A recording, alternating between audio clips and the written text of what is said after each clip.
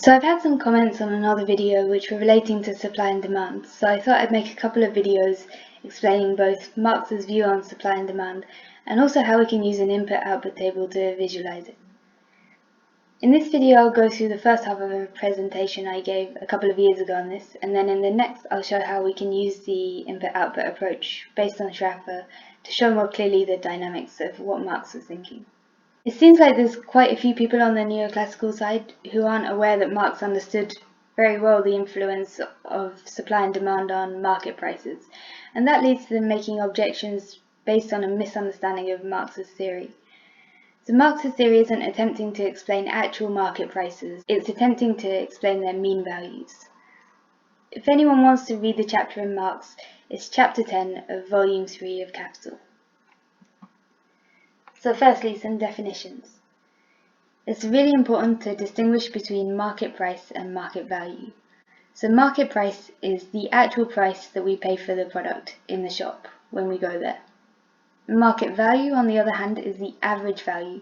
So it's either the average value of individual commodities, so like if you've got a number of different loaves of bread of different prices, then it's the average price of the loaf of bread, or the individual values of commodities made in average conditions. And for Marx, those are the same thing.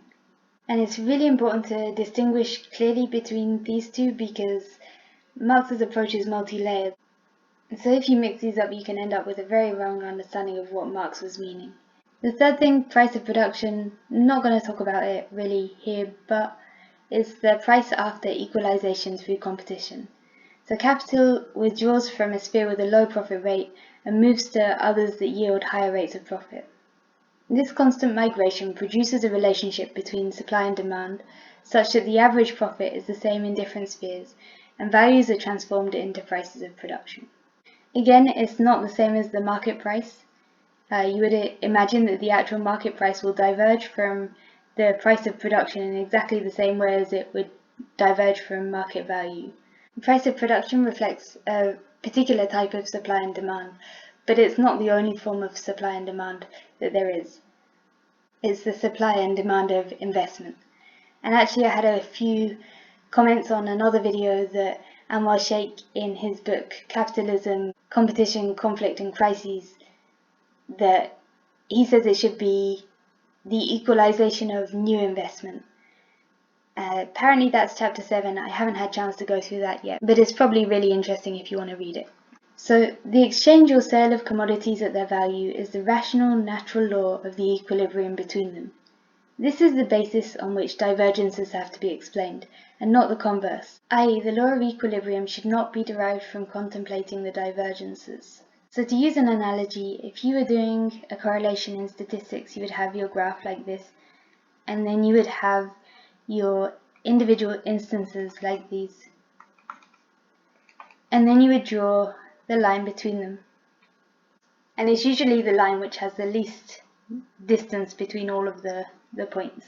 And this correlation line that's drawn between them, it's expected that there's some kind of explanation as to why these points are falling around this line, and the individual points, the distance from the line is assumed to be an error term. So each of these individual points, these would be the market price, and then here this line that's drawn between them is going to be the market value. The market value is the average.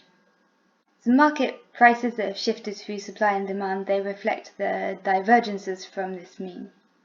And Marx's question isn't what is going to be the individual price of each of these, so not where each of these individual points going to lie. He's interested in the law that determines this average value and what it is that causes changes to this mean value. And he's saying that the law of equilibrium explains the mean. So if you don't distinguish these properly, you can end up with the idea that if you just sell everything at its labor value, then everything's going to be fine. But it's not. And those supply and demand are divergences from the mean, and they can't explain the mean itself. That doesn't make them irrelevant. They do a lot of economic work. So the relationship between supply and demand explains the divergences of market price from market value, and the tendency for these relationships to be cancelled, bringing prices back closer to the mean. But if differences in supply and demand regulate market price, deviations from the mean, what regulates changes to the mean itself? So he's saying that supply and demand regulate how far these are from the line, from the mean line. And the question that he's interested in is what causes changes to this mean line itself, like what would cause this line to shift up or down. And he says that you can't explain it through supply and demand. And the reasons why is, so you have demand and supply determine the market price. So demand and supply determine these divergences from the mean. But the market price and the market value determine demand and supply. So you have, if demand goes up, then price goes down, and if price goes up, then demand goes down. That's commonly known. That's in neoclassical economics as well. But you also have, if the price of the means of production determine the demand for the means of production, just on this same basis, then they also determine the supply of the commodities. So the cotton price determines the supply of cotton goods. So then you end up with a situation where demand is determining supply and supply is determining demand, which means that these are not independent and they can't be treated as such. And so you have production determining the market and the market production. In the case where we have two different natural prices for the same commodity at different times, demand and supply can and must coincide each time if the commodity is to be sold at its natural price in both cases. But since there's no difference in the relation between demand and supply from one occasion to the other, but rather a difference in the magnitude of the natural price itself, the latter is evidently determined independently of demand and supply and cannot be determined by them.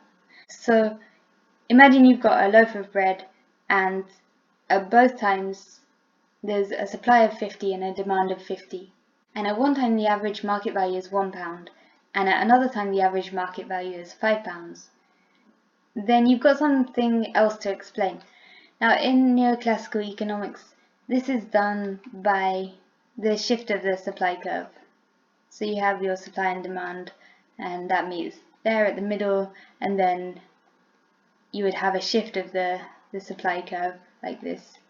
But this is kind of problematic since supply and demand, as shown previously, are not independent, so this kind of visualization doesn't necessarily work very well. Between the quantity of the article on the market and the market value of this article, there is only this one connection. On a given basis of labour productivity in the sphere of production in question, the production of a particular quantity of this article requires a particular quantity of social labour time. And so what Marx is saying is kind of hidden behind these differences in the market value is a difference in the labour hours required to produce the product. So in this case, the bread to begin with, it only took 1,000 hours to produce, and then in the second case it took 5,000 hours to produce, and that's why there's a difference in the market value. In neoclassical economics, changes in labour productivity are only one possible cause of a shift in supply. But Marx deals with other causes separately, and we'll just focus on this one for now. If a man first takes your money and afterwards returns that money in buying your commodities, you will never enrich yourself by selling your commodities too dear to that same man. This sort of transaction might diminish a loss, but it would never help in realizing a profit. To explain therefore the general nature of profits, you must start from the theorem that, on an average, commodities are sold at their real values and that profits are derived from selling them at their values, that is, in proportion to the quantity of labour realized in them. So this is a bit of a different approach to the one on the previous slide. This one, now Marx is talking about effective demand. And he's explaining why on average commodities have to be sold at their real values. So this first sentence, if a man first takes your money and afterwards returns that money in buying your commodities, you will never enrich yourselves by selling your commodities too dear to that same man. So if you imagine that there's a capitalist that has paid their workers £1,000, and the capitalist is also producing wheat, and the workers, they only buy wheat, well, they're only going to have that £1,000 to spend on wheat. So even if you try and sell it for £2,000, it's just not going to work. You're not going to be able to sell it because the workers only have £1,000 to spend. So if you want to explain profits, you have to explain them in a different way. And Marx is talking here about effective demand. So if one product is sold above its value, another product will be forced to sell below its value, because otherwise there's not going to be effective demand. And just to note, I made this presentation before I started working through Sraffa, and Sraffa's approach allows a much more developed approach to the workings of effective demand and how that can occur without products being sold at their labour values. However, Marx's understanding is also dynamic, and I'll try and show some of that in the next video. And effective demand is conditioned by the relationship of different classes and their respective positions, the proportion between surplus value and wages, and the way in which surplus is divided up into luxury goods, rent, interest, etc. There's also a kind of analytic reading of this which deals with the total labour time and its relation to total revenues. So assuming equal supply and demand, if commodities aren't sold on average at their values, effective demand won't meet supply. So if you imagine you have an analytic equivalence, which is, so you have total revenue, or you have total labour time, or you have total mass of commodities, and all of these totals are analytically equivalent to each other, then you have this situation in which you have a division into surplus value and wages, or surplus labour time and subsistence labour time, and these are going to be equal. And then this gets spent out again, so like the wages, they get spent on necessary commodities, or an amount of time which is Y labour time. And the surplus value or surplus labour time gets spent out also into a few of the necessary commodities which make up the Y labour time, and they also get spent out into luxury commodities or X labour time, and they also get spent out into transfers, which is non-productive labour, which is things like rent. And once these have been spent out into rent, that is again spent out into luxury commodities or necessary commodities. And so you have the total mass of commodities is equal to the total revenue, which is equal to effective demand, which is equal to surplus value plus wages, which is equal to total labour time.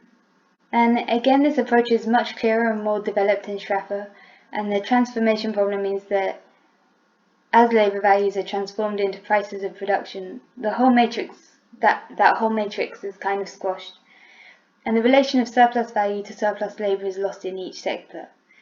However, it's not lost at the aggregate level, because the surplus labour of society as a whole, which is represented by the whole of the capitalist spending on consumption, is still going to equal the total surplus value. So, if the market value changes, the conditions at which the whole mass of commodities can be sold will also change. If the market value falls, the effective demand is on average expanded, and within certain limits the society can absorb larger quantities of commodities.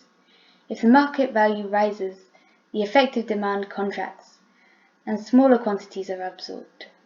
Thus, if supply and demand regulate the market price, or rather the departures of market price from market value, the market value in turn regulates the relationship between demand and supply, or the centre around which fluctuations of demand and supply make the market price oscillate. So you have your effective demand, and let's say it's £1,000, and that's equal to 1,000 labour hours. And that's spent on bread, water and housing. Bread £500, water £200 and housing £300, and that's still going to equal 1,000 labour hours that are being sold. Now say you have a new bread machine, and it can make bread using much less labour than you did before. Well, now the price of bread is gonna go down, so now bread is only gonna be £200 because you're using much less labour. But you're also gonna have this extra 300 labour hours, which you're no longer using. Here these are gonna total 700 labour hours now, whereas they were 1,000 before. And so this 300 labour hours can now be used to produce something else, maybe some clothes. And that's why the society can absorb larger quantities of commodities. Now this difference between before and after, this is going to be the change in the mean. This difference in this bread. So it's a result of the reduction in labour time that you get this change in the mean value. So Marx actually writes social need instead of effective demand, but then he clarifies that it's only the social need which is accompanied by the money to back it up, which amounts to the same thing. So finally, a comparison between Marx and Menger. So the theory of marginal utility begins within the confines of effective demand and shows the relation of subjective value to supply and effective demand for a single individual and a single good or set of goods that are to be chosen between. However, once Menger moves to explaining value in exchange, he assumes marginal values and he doesn't give an explanation in terms of total effective demand. Therefore, there's a chunk missing from Menger's explanation. That's the chunk which links effective demand to total revenue and the analytic division of labour time to different portions of total effective demand and changes to total effective demand. So given that Menger's theory explains the relative subjective values of one product to another, it's also in danger of backwards justification. Exactly how much more or less a product is subjectively worth can only be justified as a result of observing the price.